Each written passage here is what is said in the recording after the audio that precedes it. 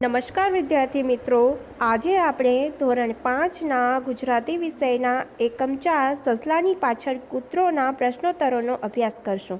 તમે પ્રશ્નોત્તરો જોવાની સાથે સાથે તમારી નોટબુકમાં લખશો પણ. પ્રશ્નો આ મુજબ છે. સૌપ્રથમ આપણે વિભાગ એના વિકલ્પોનો અભ્યાસ કરીશું, જેમાં પહેલો વિકલ્પ છે ફાસ્ટું સસલું બહુ ઝડપથી દોડતું હતું. જવાબ છે એક્સપ્રેસ ડોગીથી બચવા. 2. આટલું નાનું સરખું સસલું એ તમે પકડી ન શક્યા, એટલે કે જવાબ છે ફાસ્ટું સસલું પકડવાની એક્સપ્રેસ ડોગીની ઈચ્છા નહોતી. 3.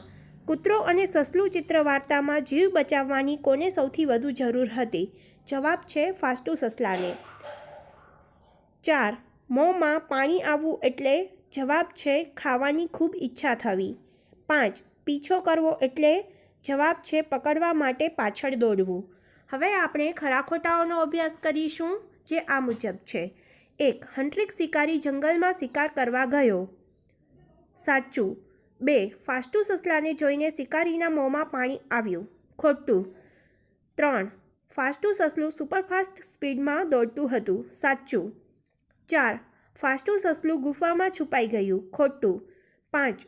એક્સપ્રેસ ડોગી ફાસ્ટું સસલાને મારવા દોડતો હતો. સાચું. હવે આપણે ખાલી જગ્યાઓનો અભ્યાસ કરીશું, જેમાં પહેલી ખાલી જગ્યા છે થોડેક દૂર એક્સપ્રેસ ખાલી જગ્યા ઊભો રહ્યો. જવાબ છે ડોગી. 2. એક્સપ્રેસ ડોગીના મોંમાં ખાલી જગ્યા આવ્યું. જવાબ છે પાણી. 3. ફાસ્ટું સસલું જંગલની ખાલી જગ્યા નીકળી ગયું. જવાબ છે બહાર. 4. ખાલી જગ્યા એક્સપ્રેસ ડોગી ચાલતો ચાલતો પાછો ફર્યો. જવાબ છે થાકીને. 5. એક્સપ્રેસ ડોગી ખાલી જગ્યા ધીમે ધીમે આવતો હતો. જવાબ છે હાથે. હવે આપણે એક વાક્યમાં ઉત્તર લખો એ પ્રકારના પ્રશ્નોનો અભ્યાસ કરીશું, જેમાં પહેલો પ્રશ્ન છે જંગલમાં શિકાર કરવા કોણ ગયું? જવાબ છે જંગલમાં શિકાર કરવા હંટ્રિક શિકારી ગયો. 2. હંટ્રિક શિકારી બપોરે આરામ કરવા ક્યાં બેઠો? જવાબ છે હંટ્રિક શિકારી બપોરે આરામ કરવા એક ઝાડ નીચે બેઠો. 3. શું જોઈને એક્સપ્રેસ ડોગીના મોંમાં પાણી આવ્યું? જવાબ છે ફાસ્ટું સસલાને જોઈને એક્સપ્રેસ ડોગીના મોંમાં પાણી આવ્યું. 4. એક્સપ્રેસ ડોગી ફાસ્ટું સસલાને કેમ પકડી ન શક્યો? જવાબ છે ફાસ્ટું સસલું સ્પીડમાં દોડતું હતું, તેથી એક્સપ્રેસ ડોગી તેને પકડી ન શક્યો.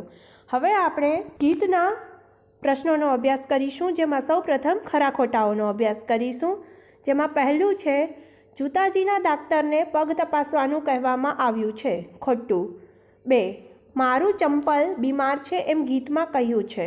સાચું. 3. આંગળાનો જાદુ ગીતમાં આંગળામાંથી 2 હરણ બની જાય છે. સાચું. 4.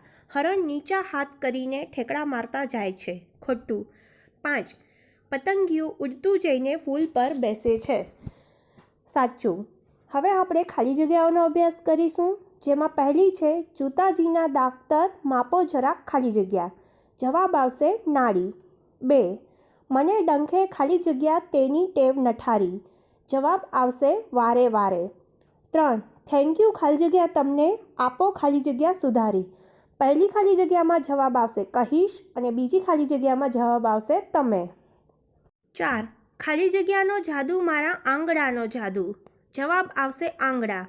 5. પાણીમાં એ સરળ ખાલી જગ્યા ઉપર નીચે થાય. જવાબ છે તરતી. 6. આંગળાથી પેન્સિલ પકડું ખાલી જગ્યા સરસ દોરાય. જવાબ છે ચિત્રો. 7. ક્યારેક મારી આંગળી ખાલી જગ્યા થઈ જાય. જવાબ છે તોફાની. હવે આપણે વ્યાકરણને લગતા પ્રશ્નોનો અભ્યાસ કરીશું, જેમાં સૌપ્રથમ સમાનાર્થી શબ્દોનો અભ્યાસ કરીશું, જે આ મુજબ છે. નઠારી શબ્દનો સમાનાર્થી શબ્દ ખરાબ અથવા નરસી બંનેમાંથી એક આવી શકે. ટેવ શબ્દનો સમાનાર્થી શબ્દ આદત છે. બીમાર શબ્દનો સમાનાર્થી શબ્દ માંદું છે. ચંપલ શબ્દનો સમાનાર્થી શબ્દ જૂતા કે પગરખાં છે. પુષ્પ શબ્દનો સમાનાર્થી શબ્દ ફૂલ છે. જીવ શબ્દનો સમાનાર્થી શબ્દ પ્રાણ છે. હવે આપણે વિરુદ્ધાર્થી શબ્દોનો અભ્યાસ કરીશું, જે આ મુજબ છે. બીમાર શબ્દનો વિરુદ્ધાર્થી શબ્દ તંદુરસ્ત કે સ્વસ્થ છે. ઉપર શબ્દનો વિરુદ્ધાર્થી શબ્દ નીચે છે. બહાર શબ્દનો વિરુદ્ધાર્થી શબ્દ અંદર છે. ધીમે શબ્દનો વિરુદ્ધાર્થી શબ્દ ઝડપથી છે. અહીં આપણી પ્રશ્નોની સમજૂતી પૂર્ણ થાય છે. આભાર.